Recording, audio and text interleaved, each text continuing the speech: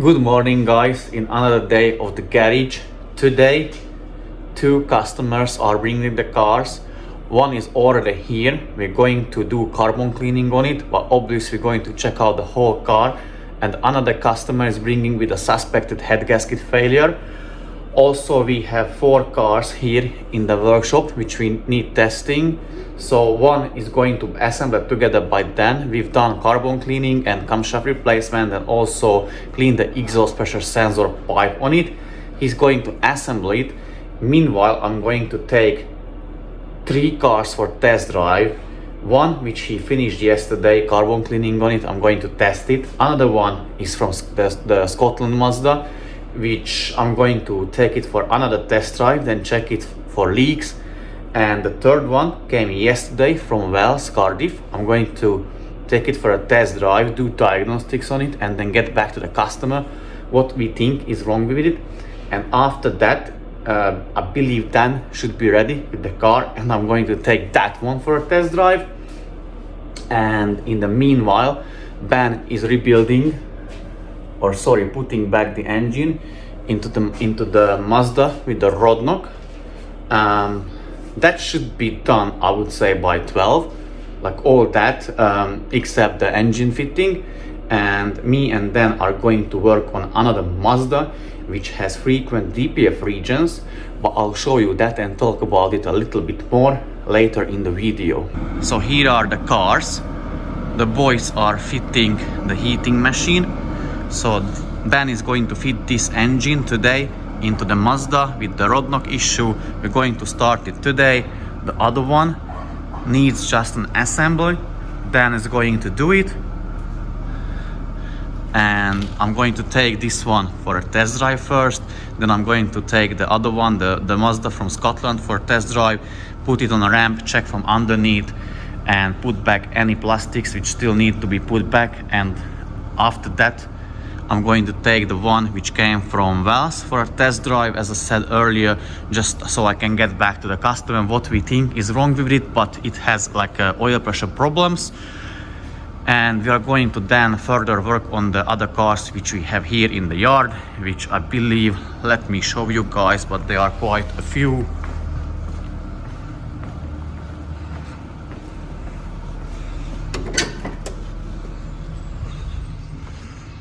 So yeah, this is from Scotland, that's ours for sale. Sorry, this is from Wales, that's ours for sale.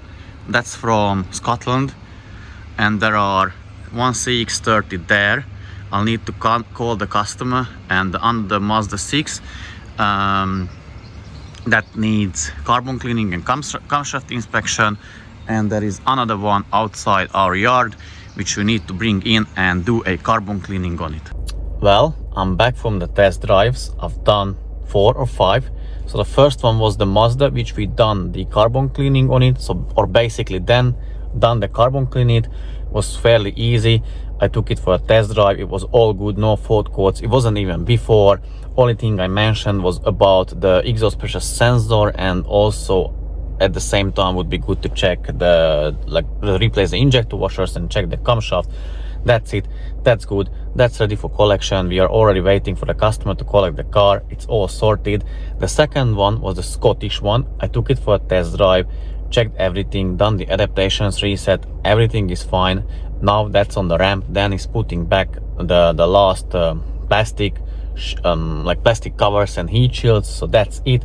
Customer is coming tomorrow to collect it from Scotland, all the way from Glasgow.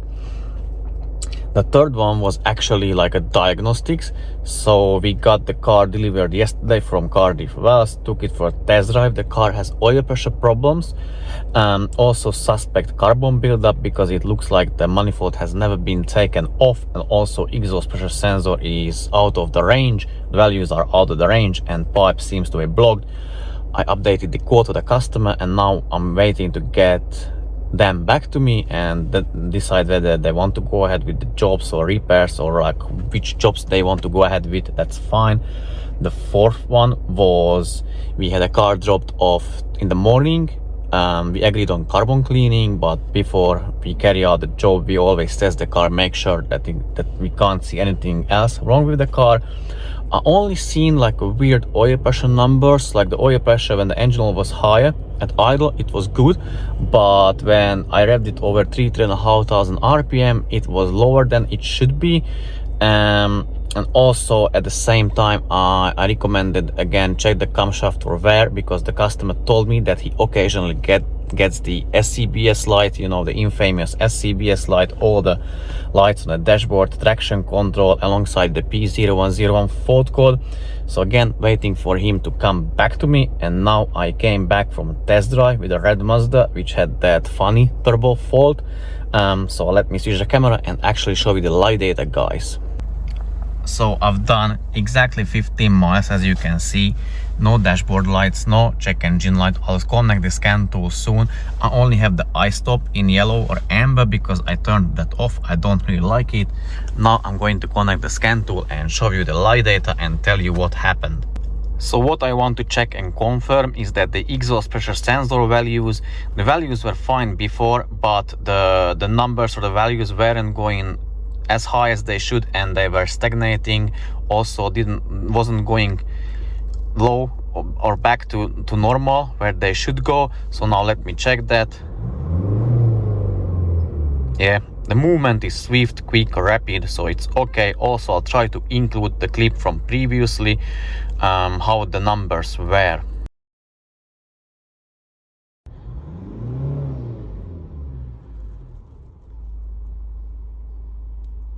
So basically prior to the test drive, I done few adaptations, reset the car down one DPF region as well. All the values seems to be fine, no check engine light, no fault code. Before, when the car got to me, it had two fault codes present. One was the P2262 because of the pipe being blocked, and the other one was related to a turbo control solenoid, which again I can't understand really how that happened, because the customer had the turbo replaced, and I believe even the fault code was present before the turbo replacement or something like that. But anyways, it shouldn't be there after. Like, if you have the turbo replaced, you can't have turbo related fault codes after the replacement or the repair.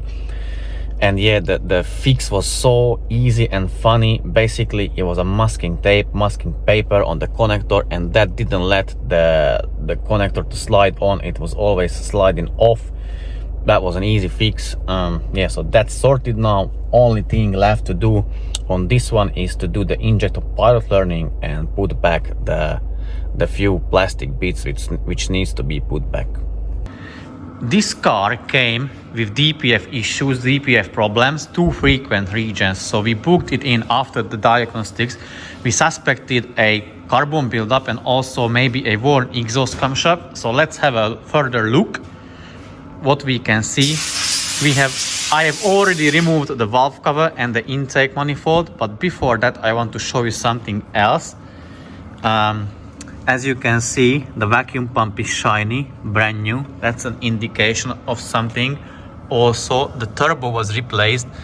One heat shield is missing, and as you can see, this one, the canister or the vacuum canister for the flap is painted black, so it's a refurbished turbo. Nothing wrong with that. Also, I noticed that the exhaust pressure sensor is installed in a weird way. We're going to correct that. Worst thing is the camshaft wear. As you can see, it has the lips, so the camshaft is worn. That can be the cause for the frequent regions. Also the carbon buildup. However, even before we started the job, I contacted the customer to raise awareness of that the injectors may be faulty, or those can be the cause of the frequent regions. However, he instructed us to go ahead with the already agreed job. So I removed the intake manifold and the valve cover just to confirm like in what condition the things are in. Yeah, so the camshaft is worn. That definitely needs replacement. However, the intake ports, there is carbon, but I'm not gonna lie, not the worst we've seen so far. So I personally don't think that is causing the frequent DPF regions. And also another thing, the coolant wasn't the best one, or it's not the correct one into this engine. And let's have a look what Dan has achieved in the same time. Not in the same time, it took him longer. So this car was dropped off today, also agreed or came for carbon cleaning. The owner told us that the turbo was replaced, which I can confirm also. I can see that canister painted black, refurbished turbo, nothing wrong with it. As you can see, this is that heat shield which is missing from the other car.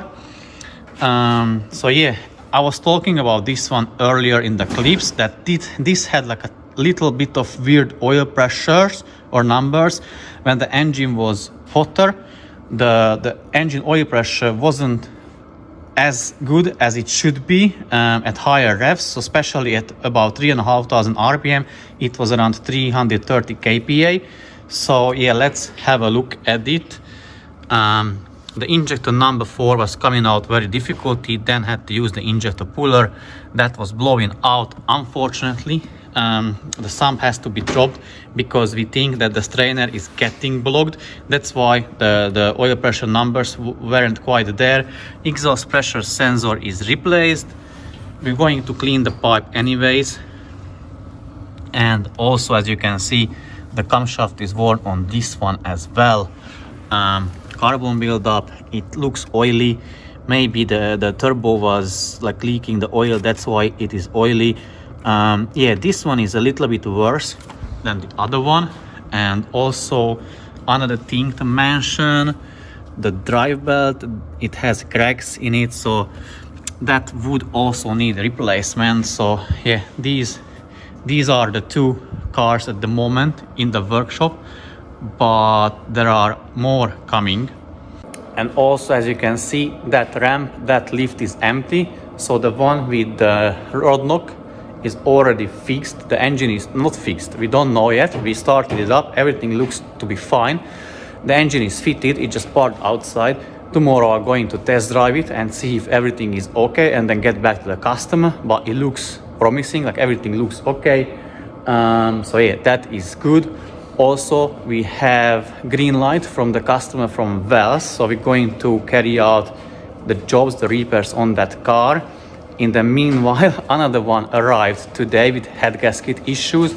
We're going to get that done. We suspect worn camshaft on it too, and it had the oil pan removed, which the owner wasn't aware of. Yet he owns the car for like 7 years, which is a bit weird.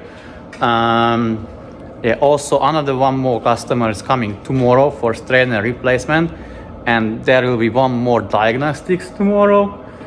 So, oh, and yeah, we handed back 2 cars today, which seems to be all fine, but still waiting for the feedback from the customers once they arrive at home.